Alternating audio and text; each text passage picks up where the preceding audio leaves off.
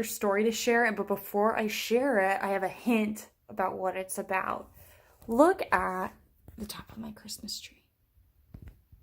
You might have one on the top of your Christmas tree too, or maybe you have an angel. A lot of people have stars, just like I have. And you may wonder why we put a star on top of the Christmas tree. And there's a Christmas star we all know existed and shone down on the baby Jesus when he was born. This fun story kind of adds some imagination to that star and makes us think about why we put it on top of our tree. So I am going to share with you Little Star by Anthony DiStefano, illustrated by Mark Elliott. Little Star. Dad, which one is the Christmas star? The boy asked, straining his eyes as he looked out at the clear, dark sky. The father, smiling, looked out at his son. Don't hurt your eyes looking for him. You won't find him. He's not up there anymore. Where is he? Where did he go?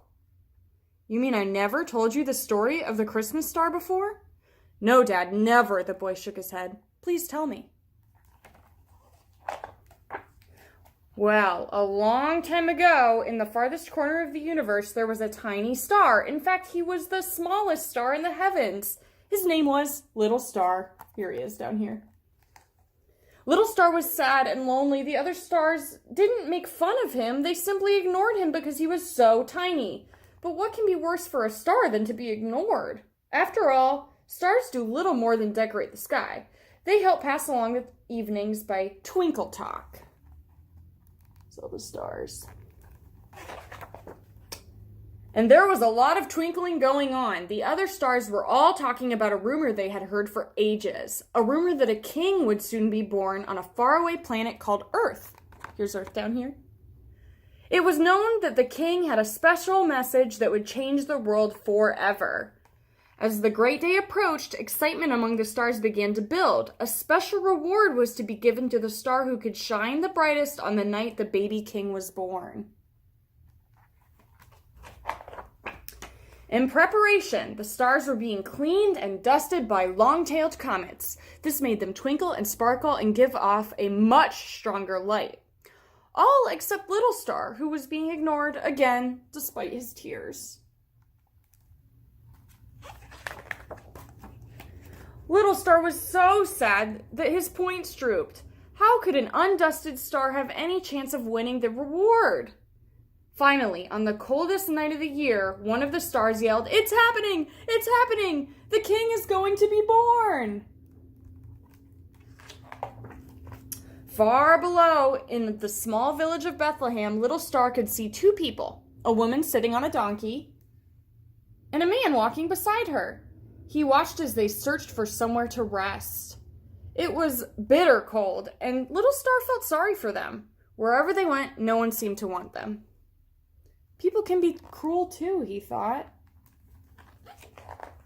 At last, the man and the woman located a place to stay. It was a shabby stable, but at least it gave them protection against the icy winds.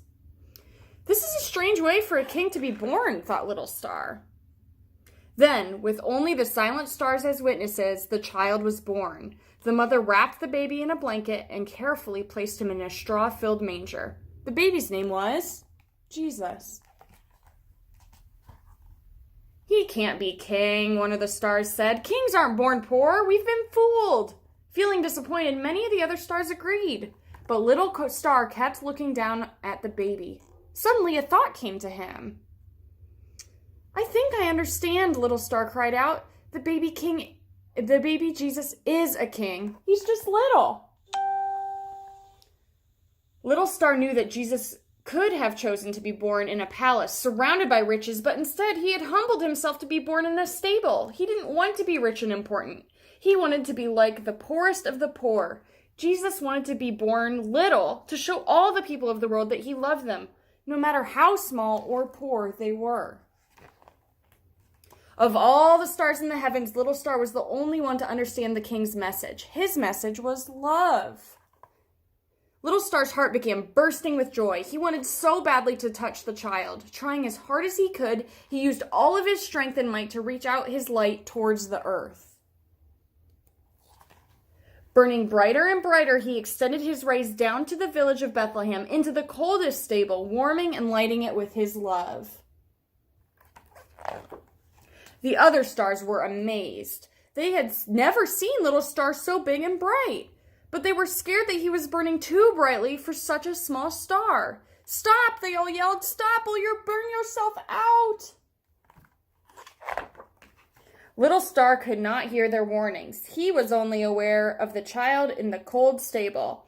All through the long, cold night, Little Star burned as brightly as he could so the baby Jesus could be warm.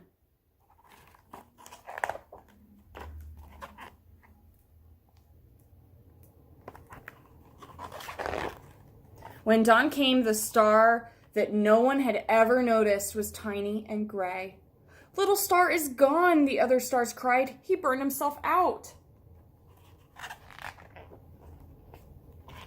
"Well, son," said the father, "that's the story of the Christmas star." "But he's gone." The boy felt very sad. "No, he's not. He's not gone at all." The father petted his son's hand to reassure him. "You see, Little Star did a wonderful thing that night in Bethlehem. He gave his life so that the baby Jesus could be warm. And God gave him a great reward in return. Little Star will be remembered forever and ever." "You mean Little Star isn't gone?" the boy asked. "No, he's alive," the father said. "Every Christmas, when we celebrate Jesus' birthday, people all over the world place a star on top of their Christmas tree to remember him." The boy looked up at the star on top of the Christmas tree and smiled. The end. I love the imagination used in that story and thinking about a little star that warmed baby Jesus. But really, the story is also about how baby Jesus was born tiny, just like the star, and he became the most important person in our life, and how lucky we are to have him. So whenever you look up at your Christmas tree, just like I have one up here, if you've got a star ornament or a star on top of the tree, you can think about baby Jesus and how he started so small, just like the star. All right, see you guys later. Have a very Merry Christmas.